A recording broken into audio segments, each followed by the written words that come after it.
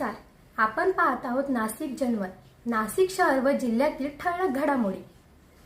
पाहत रहा नाशिक जनमत. नाशिक महानगरपालिका प्रभाग क्रमांक 7चे भारतीय जनता पार्टीचे अधिकृत उमेदवार श्री सुरेश अण्णा पाटील यांचा आज दणदणीत विजय झालेला आहे. यावेळेस आमदार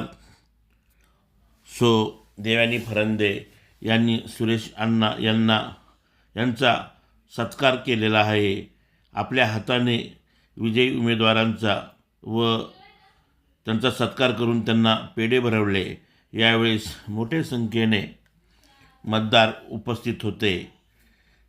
दरम्यान भाजपचा महापौर बसणार असून मोठ्या संख्येने नाशिक शहरामध्ये भाजपाचे उमेदवार विजयी झालेले आहे.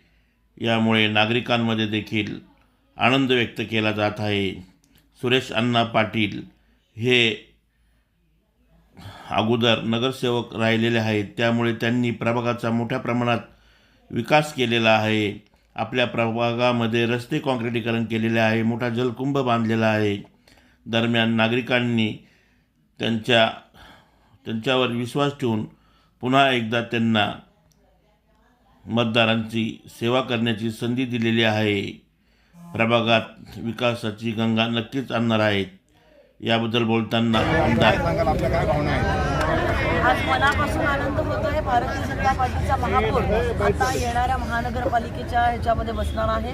महानगरपालिकेमध्ये भारतीय जनता पार्टीचा झेंडा हा फडकवला गेलेला आहे आणि त्यामुळे येणाऱ्या कालावधीमध्ये येणारा सिंहस्थाचं अतिशय उत्कृष्ट असं नियोजन माननीय लाडके मुख्यमंत्री देवेंद्र फडणवीस साहेब आणि आदरणीय कुंभमंत्री गिरीश महाजन साहेब यांच्या नेतृत्वाखाली होणार.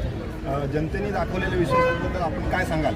जनतेने दाखवलेल्या विश्वासाबद्दल मी जनतेचे मनापासून आभार मानते आणि नाशिक महानगरपालिकेमध्ये भारतीय जनता पार्टी कामकाज करत असताना जनतेचा विश्वासाला तडा अजिबात जाऊ देणार नाही.